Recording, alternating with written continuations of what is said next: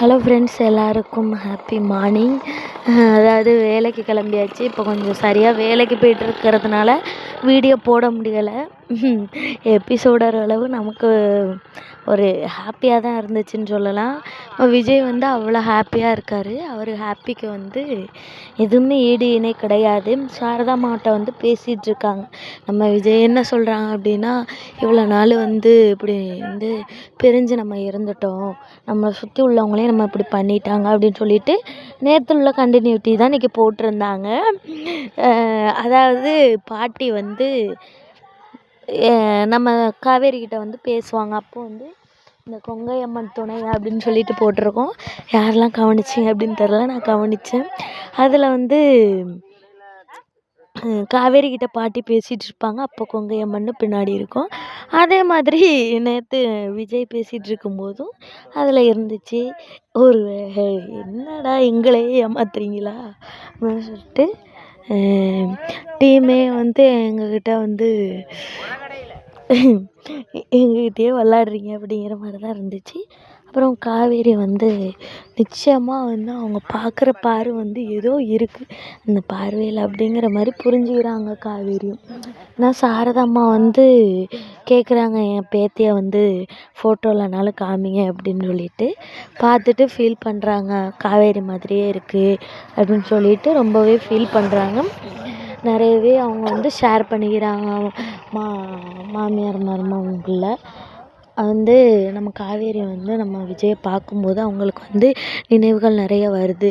ஏன்னாம்மா நீ தான் இவங்களை வெளியே விரட்டி விட்டா, வராதீங்க போகாதீங்க அப்படின்னு சொல்லிட்டு, ஏன் இப்போ நீ ஏன் அழைச்சிக்கிட்டு வந்திருக்க அப்படின்னு சொல்லிட்டு நம்ம காவேரி கேட்குறாங்க.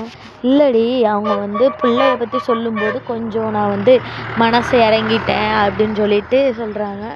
சரி, பிள்ளைய பற்றி சொல்லும்போது மனசு இறங்கிட்டாங்க அப்படின்னு நினச்சிட்டு அவங்களும் விட்டுட்டாங்க. ஆனால் நம்ம கனவுல வர்றது அது நிஜம்தான்.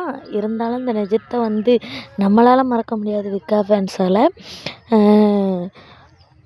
இதெல்லாம் அப்படி காவேரி அடிக்கடி சொல்லுவா, என் கனவுல ஒருத்தர் வர்றாரு, அவரை நான் பார்த்துருக்கேன் அப்படின்னு சொல்லிட்டு காவேரி அடிக்கடி சொல்லுவான்னு சொல்லும்போது அவ்வளோ கஷ்டமாக இருக்கும் விஜய்க்கு. ஏன்னா இவ்வளோ நாள் நம்ம உயிரோடு இருந்தும் நம்மளால் பார்க்க முடியலைங்கிற ஏக்கம் அவ்வளோதான் இருக்கும். பேசிகிட்டு இருக்கும்போது நம்ம தலைவர் கூட காவேரியை தான் பார்த்துட்ருப்பாரு. ஏன்னா அந்த ஒரு ஃபீலிங் இருக்கும்ல, இவ்வளோ வருஷம் பிரிஞ்சிருந்த ஃபீலிங், அந்த ஃபீலிங்கை காட்டணும்ல, அதனால் காட்டியிருக்காங்க.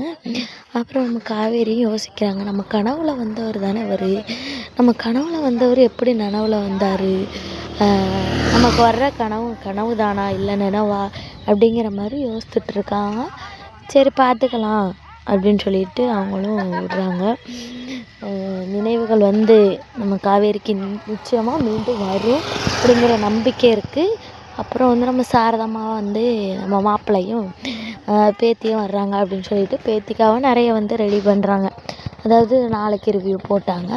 அதில் 4 லைன் போட்டு சாரதாம்மா சமைக்கிறாங்க அப்படின்னு சொல்லிட்டு கேட்குறாங்க. ரொம்பவே விஜய்க்கு கையில் பிடிக்க முடியாத அளவுக்கு சந்தோஷப்படுறாரு. ஏன்னா ஒரு காவேரியை பார்த்து காவேரி குரலை கேட்டுட்டாங்க அப்படிங்கும்போது எவ்வளோ ஹாப்பியாக இருக்கும். நமக்குமே ஹாப்பியாக தான் இருக்குது. இனிமேல் ஒரே ஹாப்பி டேஸாக தான் இருக்கும்னு நினைக்கிறேன். என் சந்தோஷத்துக்கே அளவு இல்லை. சரியாக வீடியோ போட முடியல, வேலைக்கு போயிட்டுருக்கேன், அதனால் வீடியோ போட முடியல. கண்டிப்பாக என்னோடய பெஸ்ட்டை நான் உங்களுக்கு கொடுப்பேன். இதேமாரி அப்டேட்ஸ்க்கு நம்ம சேனலோட இணைஞ்சிருங்க.